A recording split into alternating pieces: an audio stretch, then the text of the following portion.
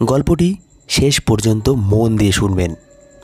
আজ আমি আপনাদের আমার সত্যিকারের ভালোবাসার গল্প বলতে চাই।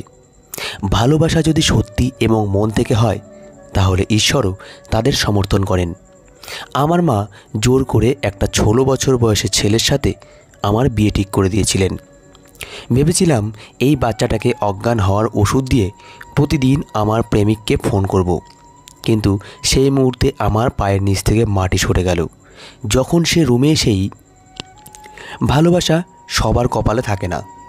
এটাও বলা হয় যে ভালোবাসা এমন কোনো সস্তা জিনিস নয় যে প্রত্যেক মানুষই পাবে। আমি একজনকে মনে প্রাণে ভালোবাসতাম, তার জন্য আমি আমার জীবন, আমার সব কিছু ত্যাগ করতে রাজি ছিলাম। ভালোবাসার জন্য আমি বাবা মা এবং পরিবারের অন্য সবার বিরুদ্ধে লড়েছিলাম। আমার বাবা মায়ের কাছে এই সব বলার পরে তাদের চোখে আমি ছোট হয়ে গেছিলাম, কিন্তু আমি জানতাম যে আমার অন্তরের এই ভালোবাসা ঈশ্বর দিয়েছেন। ঈশ্বর যদি আমার ভাগ্যে লিখে থাকেন তবে আমি অবশ্যই পাব, আর যদি না পাই তবে ভাবব ঈশ্বর আমার ভাগ্যে লেখেননি। আমরা নিজে থেকেই কিছুই করতে পারি না, সব কিছু নিয়তির খেলা। আমার নাম মনিরা, আমরা 4 ভাই বোন ছিলাম। আমি আমার জীবনের ভালোবাসা ছাড়া আর কিছুই চাইনি। আমরা গরিব, একবেলার খাবার জোগাড় করতেও অনেক পরিশ্রম করতে হতো। আমাদের বাড়িও খুব ছোট এবং ভাঙাচোরা, কিন্তু আমার বাবার সেদিকে কোনো ধ্যানই দিতেন না। আমাদের সাথে একই বাড়িতে চাচা চাচিও থাকতেন। আমার মা আর চাচির মধ্যে প্রতিদিন ঝগড়া লেগেই থাকতো।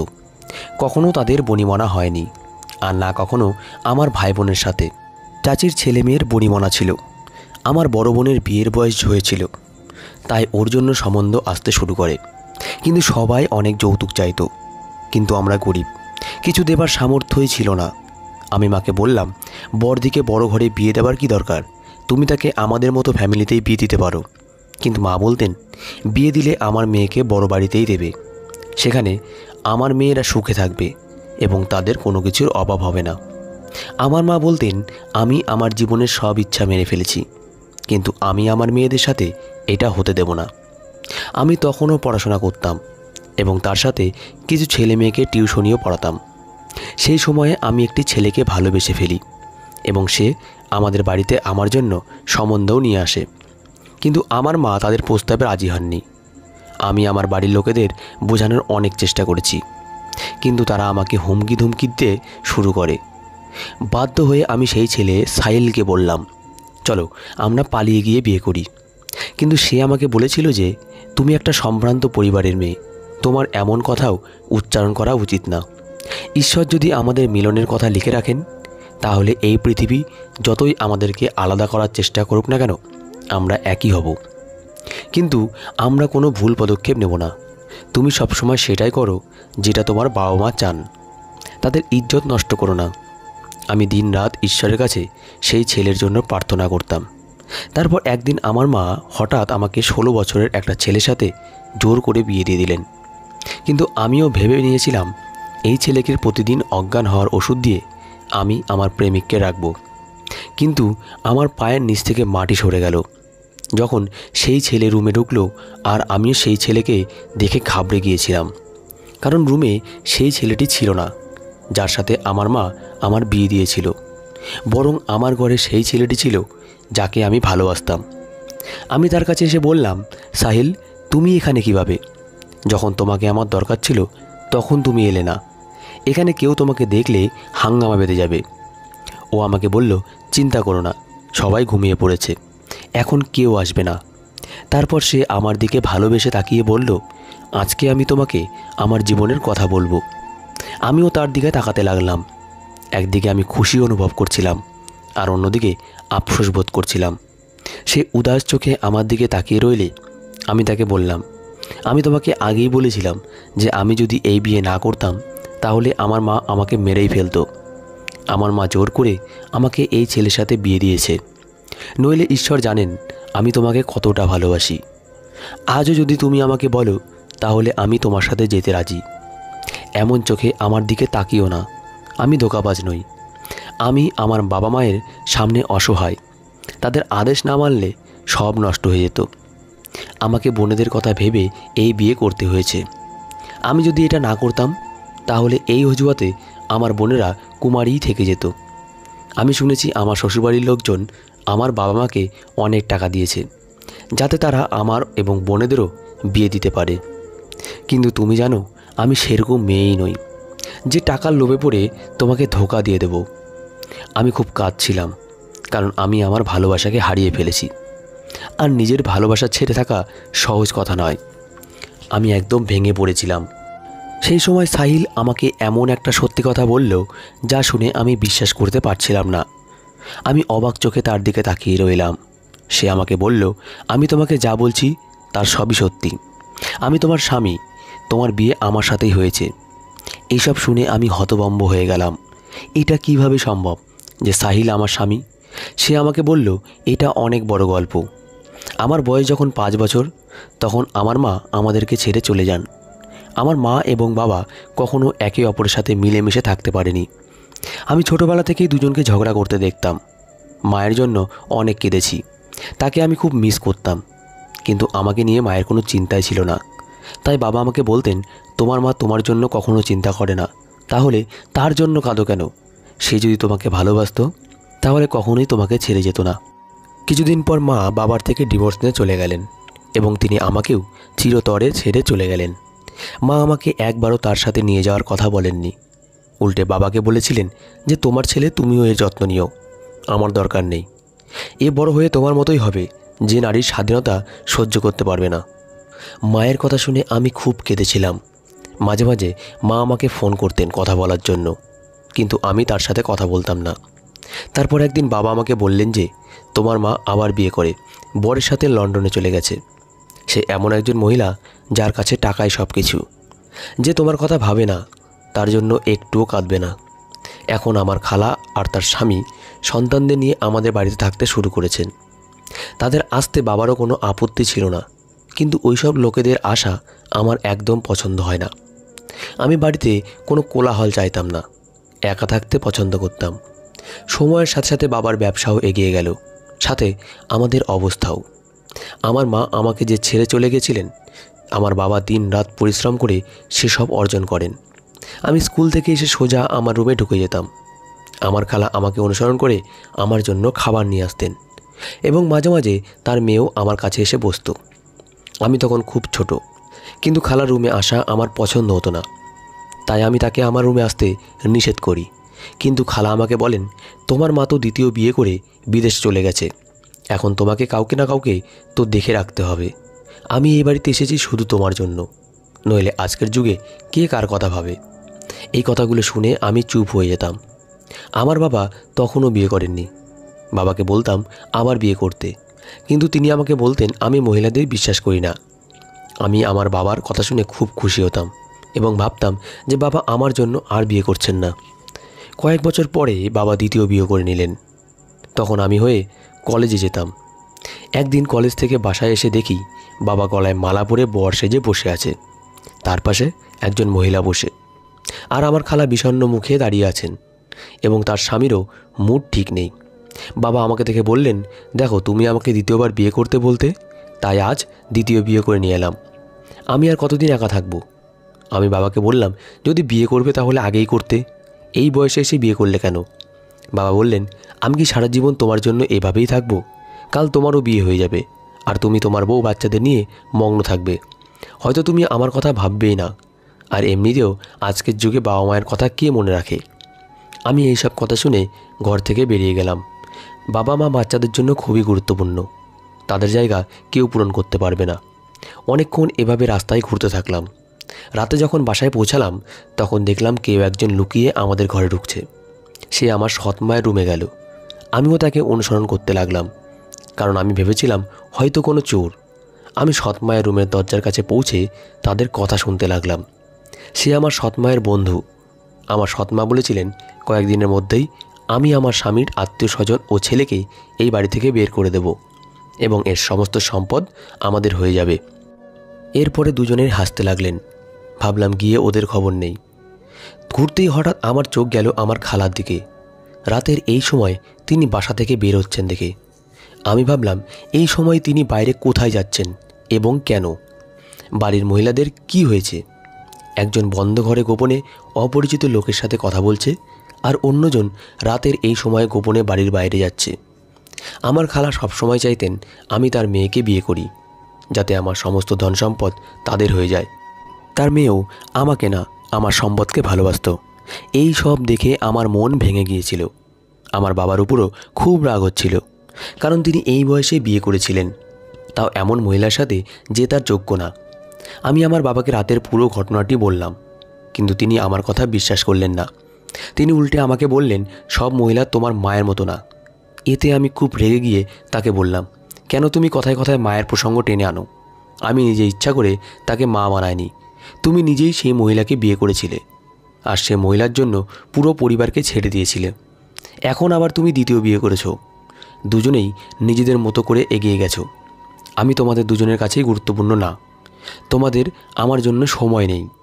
বাবা বললেন, তুমিও বিয়ে করো, কাল তোমারও বউ বাচ্চা হলে তুমিও সম্পর্কের কথা বুঝবে। আমার বন্ধুর মেয়ে খুব ভালো, সেই পুরো বাড়ির দেখাশোনা করে, তুমি তাকে নিয়ে সুখে থাকবে। আমি বাবাকে বললাম, আমি সেই মেয়েকে বিয়ে করব যে আমাকে ভালোবাসে, তাকে নয় যে আমাদের সম্পদকে ভালোবাসে। এই বলে আমি আমার রুমে চলে গেলাম। আমি খুব একা বোধ করতাম। মাঝে মাঝে মনে হতো আমি ডিপ্রেশনের মধ্যে দিয়ে যাচ্ছি। আমার সৎমা আমাকে বলতেন একজন ভালো সাইকোলজিস্টের কাছে দেখাতে। আমার সৎমা বাবার সামনে আমার সাথে খুব আদর করে কথা বলতেন। আমার নিজের মাও তার সন্তানদের নিয়ে ব্যস্ত ছিলেন। এখন তা তিনি আমাকেও ফোন করেন না।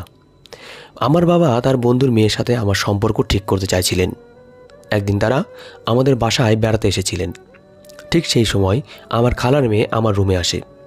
সে এসে আমাকে বলল, সাহিল, আমি তোমাকে খুব ভালোবাসি, আমি তোমাকে না পেলে মরে যাব, প্লিজ আমাকে বিয়ে করো। এ কথা শুনে আমি তাকে বললাম, ঠিক আছে, আমি তোমাকে বিয়ে করতে প্রস্তুত, কিন্তু আমরা এই বাড়ি ছেড়ে চলে যাব, আমরা আলাদা বাড়িতে থাকব। আমি কোনো ছোটোখাটো কাজ করে নেব, কারণ বাবা আমাকে এই বাড়ি থেকে বের করে দেবেন। সে অবাক হয়ে আমাকে বলল, আমি ভেবে জানাচ্ছি। আমার ওর কথা শুনে হাসি এলো, কারণ সে যদি আমাকে ভালোবাসতো তাহলে তার ভাবার দরকার হতো না। এমন সময় আমার খালা বাইরে থেকে দরজা বন্ধ করে চিৎকার করতে লাগলেন। আওয়াজ শুনে বাবা এবং অতিথিরাও উপরে চলে এলেন। আমি দরজা খোলার চেষ্টা করলাম, কিন্তু সেটা বাইরে থেকে আটকানো ছিল। কেউ এই ব্যাপারটা খেয়াল করেনি। খালু দরজা ভাঙার চেষ্টা করতে লাগলেন। যেটা হচ্ছে সেটা নিয়ে আমি এতটা ভাবিনি, কারণ আমার মনে এরকম কিছুই ছিল না। খালা দরজা ভেঙে ভেতরে আসলেন। এরপর তিনি তার মেয়ের মুখে একটা থাপ্পড় মারলেন। এরপর খালা বললেন, মেয়েকে মারছো কেন? এই ছেলেকে জিজ্ঞেস করো যে আমার মেয়েকে ফুসলিয়ে নিজের ঘরে ডেকে এনেছে। যদি এ আমার মেয়েকে বিয়েই না করবে, তাহলে কেন আমরা মেয়েকে মিষ্টি কথার জালে ফাঁসালো? বাবার যে বন্ধু বাড়িতে এসেছিলেন তারা বাবাকে এটা সেটা বলে আমাদের বাড়িতে ছেড়ে চলে গেল। বাবা আমার গালে জোরে থাপ্পড় মারে। আমি বাবাকে বলেছিলাম যে সব মিথ্যে। আমি খালার মেয়েকে বললাম, তুমি তো জানো, তাই তুমি বাবাকে বলো সত্যিটা কি? সে বলতে লাগলো, সাহিল, আমি তোমার কাছ থেকে এটা আশা করিনি। তুমি আমাকে বিয়ের প্রতিশ্রুতি দিয়েছিলে, এখনও অস্বীকার করছো। তুমি নিজেই আমাকে তোমার রুমে ডেকে দরজা বন্ধ করে দিলে। সে বাবাকে আরও বলল যে আমি সাহিলের বাচ্চার মা হতে যাচ্ছি, কিন্তু এখন সে আমাকে বলছে যে আমি হাসপাতালে। এই বলে সে ফুপিয়ে ফুপিয়ে কাঁদতে লাগলো। আমি বারবার বাবাকে বলছিলাম যে এসব সত্যি না, কিন্তু তিনি আমার কথা বিশ্বাস করলেন না। আমার দিকে রেগে বললেন, আমি তোমাকে এভাবে মানুষ করিনি। তখন খালু বলতে লাগলেন, তোমার ছেলেকে এখনই আমার মেয়ের সাথে বিয়ে দিয়ে দাও, না হলে আমরা কাউকে মুখ দেখাতে পারবো না। বাবা আমাকে গলা ধাক্কা দিয়ে বাড়ি থেকে বের করে দিলেন। আমার চোখে তিনি সত্যিটা দেখতে পেলেন না, যদিও তিনি খুব ভালো করেই জানতেন যে আমি নারীদেরকে কতটা ঘৃণা করি। বাড়ি থেকে খালি হাতে চিরতরে বেরিয়ে গেলাম। জানি না কোথায় যাব। আমার কোনো এমন বন্ধু ছিল না যার কাছে আমি যেতে পারি। রাস্তায় বসে ভাবতে লাগলাম যে না জানি ঈশ্বর আমার ভাগ্যে কী লিখেছেন। বাবার এমন পরিবর্তন দেখে খুব খারাপ লাগছিল। বাবাকে খুব ভালোবাসতাম, কিন্তু তিনি নিজের ছেলেকে গলা ধাক্কা দিয়ে ঘর থেকে বের করে দেন। আমি রাগে বাড়ি থেকে সেভাবেই বেরিয়ে এসেছি। আমার কাছে টাকাও ছিল না। রাস্তার পাশে একটা বেঞ্চে শুয়ে ঘুমিয়ে পড়লাম। সকালের ট্রাফিকের শব্দে ঘুম ভেঙে গেল। আশেপাশে তাকিয়ে দেখলাম আমি আমার বাসা থেকে অনেক দূরে চলে এসেছি। সাথে কিছুই আনিনি, মোবাইলটাও বাসায় পড়ে আছে। আমার গলায় একটা চেন ছিল, সেটা বিক্রি করে একটা হোটেলে খাবার খেতে গেলাম। খাবার খেয়ে যখন পকেট থেকে টাকা বের করতে গেলাম, দেখি পকেটে টাকা নেই। আমি টাকাটা পকেটেই রেখেছিলাম। ওইটার আমার মাথা থেকে পা পর্যন্ত পর্যবেক্ষণ করছিল। আমি সবার সামনে খুব বিব্রত বোধ করছিলাম। আওয়াজ শুনে একটা মেয়ে এসে আমার টাকা দিয়ে দিল। আমি সেই ওয়েটারকে বলছিলাম যে আমার টাকা চুরি হয়ে গেছে, কিন্তু সে আমার কথা মানতে রাজি হচ্ছিল না। মেয়েটি তাকে আমার বিল দিয়ে চলে যেতে লাগলো। আমি তার পিছু নিলাম এবং মেয়েটিকে জিজ্ঞেস করলাম, তুমি কেন আমার টাকা দিলে? সে বলল, মানবতার জন্য। আমার তোমাকে একজন ভদ্র ছেলে মনে হয়েছে, সেই জন্য তোমার টাকা দিয়েছি। আমি মেয়েটাকে বললাম, আমাকে তোমার নম্বর দাও, আমি তাড়াতাড়ি তোমার টাকা ফিরিয়ে দেব। মেয়েটি বলছিল, মানবতার জন্য আমি তোমাকে সাহায্য করেছি, আমি আমার টাকা ফেরত চাই না। আজই আমি আমার প্রথম বেতন পেয়েছি, তাই আমি আমার পছন্দের খাবার খেতে এসেছিলাম। তুমি কিভাবে জানবে পরিশ্রম করে টাকা রোজগার করা কত কঠিন? সে আমাকে তার নাম্বার না দিয়েই ওখান থেকে চলে গেল। আমি এভাবেই রাস্তায় রাস্তায় ঘুরতে থাকলাম। কয়েকদিন পর আবার সেই মেয়ের সাথে দেখা হলো। আমি তাকে বললাম যে এখন তো আমি তোমার টাকা তোমাকে ফেরত দেবই, কারণ আমি একটা দোকানে কাজ পেয়েছি। কিন্তু সে আমাকে বলল তার টাকার দরকার নেই। আমার মেয়েটিকে খুব ভালো লাগতে শুরু করে। আমি ঠিক করলাম যে বিয়ে করলে এই মেয়েটিকেই করব। তাকে অনুসরণ করতে লাগলাম। মেয়েটি কোথায় থাকে জানতে এখন আমি প্রতিদিন মেয়েটির বাড়ির কাছে গিয়ে দাঁড়াতাম। ওর বাড়ি থেকে ঝগড়ার আওয়াজ ভেসে আসতো। মায়ের পরে যে মেয়ের প্রেমে পড়েছিলাম তার নাম মনিরা। এদিকে বাবা আমাকে খুঁজে পেয়ে বাড়িতে নিয়ে গেলেন। বাবা বললেন, তোমার সাথে যা হয়েছে আমি সব জানি। তোমার গায়ে হাত তোলা আর তোমাকে না বোঝা আমার উচিত হয়নি। তোমার খালা আর খালু যে এত নিচে নেমে যেতে পারে তা আমি কল্পনাও করতে পারিনি। তারা জেনে শুনে এইসব করেছে। আমি যা করেছি তার জন্য আমি খুব লজ্জিত। আবারও এক নারীর কাছে প্রতারিত হলাম, যাকে দ্বিতীয়বার বিয়ে করেছিলাম। সে সম্পদের লোভে আমাকে ছেড়ে চলে গেছে। যদি সময় মতো ওই মহিলাটা সত্যিটা না জানতাম, তাহলে হয়তো আজ আমাদের রাস্তায় থাকতে হতো। সে আমার সব কিছু লুট করে নিয়ে যেত। তোমার খালাকেও আমি বাড়ি থেকে বের করে দিয়েছি। এখন আমি সিদ্ধান্ত নিয়েছি যে আমাদের বাপ ছেলের জীবনে কোনো মহিলা আসবে না। আমি আমার বাবাকে বললাম যে, কিন্তু আমি মনিরাকে খুব ভালোবাসি, আমি তাকে বিয়ে করতে চাই। সে খুব ভালো মেয়ে, একবার তুমি ওর সাথে দেখা করো। তখন বাবা বললেন যে সেও হয়তো সম্পদের লোভে তোমাকে বিয়ে করতে চায়, এবং যদি বিয়ের পর সে তোমার সমস্ত সম্পদ নিয়ে তার প্রেমিকের সাথে পালিয়ে যায়, তখন তুমি কি করবে? আমি বাবাকে বললাম, আমি আগে পরীক্ষা করব, তারপরে বিয়ে করব। আমি আবার সেই এলাকায় ফিরে গিয়ে মনিরাকে বললাম, আমি তোমাকে ভালোবাসি। অনেক সময় লেগেছে তাকে মানতে, তারপরও সেও আমাকে ভালোবাসতে শুরু করে। মনিরা আমাকে বলল, আমি ভালোবাসা আর সম্মান ছাড়া কিছুই চাই না। কিন্তু আমি এত তাড়াতাড়ি বিশ্বাস করতে পারছিলাম না। তাই তাকে বললাম যে আমি গরিব ঘরের ছেলে, আমার মা বাবা অসুস্থ, আমি যা কিছু ইনকাম করি তা তাদের ওষুধের খরচেই হয়ে যায়। আমি কখনোই তোমাকে অনেক টাকা একসঙ্গে দিতে পারবো না। তখন সে আমাকে বলেছিল যে আমরা দুজনে একসাথে কাজ করে আমাদের সংসার চালাবো। তুমি চিন্তা করো না, যাই জুটুক না কেন আমরা একসাথে মিলেমিশে খেয়ে নেব। আমি শুধু তোমার কাছ থেকে সম্মান এবং ভালোবাসা চাই, বিনিময়ে আমি সবসময় তোমার সাথে রব। তার এই জিনিসটা আমার মন জয় করে নিয়েছে। সে খুব ভালো মনের মেয়ে। একদিন আমি তাকে বললাম যে আমার মা খুব অসুস্থ এবং তার চিকিৎসার জন্য আমার টাকার প্রয়োজন। তখন সে তার জমানো টাকা আমাকে দিয়ে দিতে দুবারও ভাবেনি। সে আমার জন্য সব কিছু করতে রাজি। একদিন সে বলল, আমার মা আমাকে জোর করে বিয়ে দিতে চায়, কিন্তু আমি তোমাকে হারাতে চাই না। তার অনুরোধে আমি সম্বন্ধ নিয়ে তার বাড়িতে গিয়েছিলাম, কিন্তু তার মা না করে দেন। তিনি বললেন, তোমার মতো গরিব ছেলের সাথে আমি আমার মেয়ের বিয়ে কখনোই দেব না। আমি তাদের বাড়ি থেকে ফিরে আসি। এই কথায় আমি একটুও দুঃখ পাইনি, কারণ আমি ধনী পরিবারের একমাত্র সন্তান। মনিরা আমার কাছে এসে কাঁদতে লাগলো এবং বলল, আমি তোমাকে ছাড়া অন্য কাউকে বিয়ে করতে পারবো না, চলো আমরা পালিয়ে গিয়ে বিয়ে করি। আমি যখন বাবাকে সব কথা বললাম, তখন বাবা বললেন, তুমি চিন্তা করো না, এবার আমি মেয়েকে পরীক্ষা করব। বাবা তোমাদের বাড়িতে গিয়ে তোমার মাকে গল্প শোনালেন যে তিনি তোমাদের বাড়ির অবস্থা পাল্টে দেবেন আর তার ছেলেকে চাকরি দেবেন, সব মেয়েদের বিয়ে দিয়ে দেবেন, বাড়ির সব দায়িত্ব তিনি নেবেন। কিন্তু আমার একটা শর্ত আছে, আমার ছেলে মানসিকভাবে সুস্থ নয় আর তার বয়স 16 বছর। আমি চাই যে তোমার মেয়েকে বিয়ে করুক। তোমার মা রাজি হয়ে যান।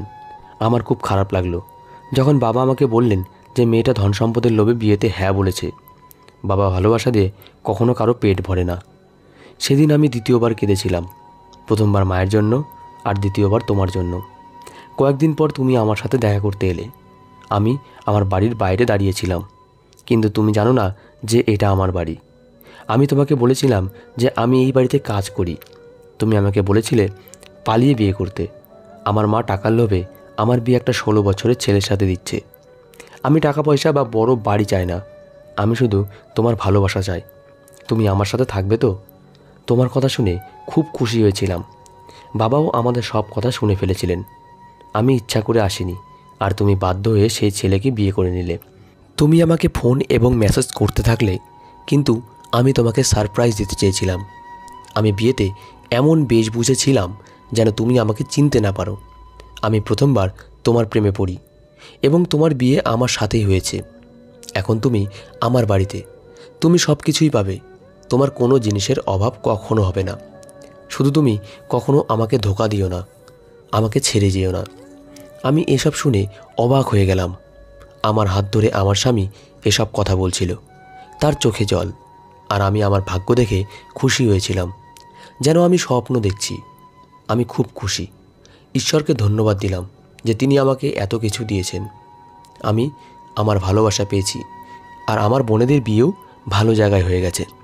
আমার ভাইও চাকরি পেয়েছে, আমার মাও খুব খুশি।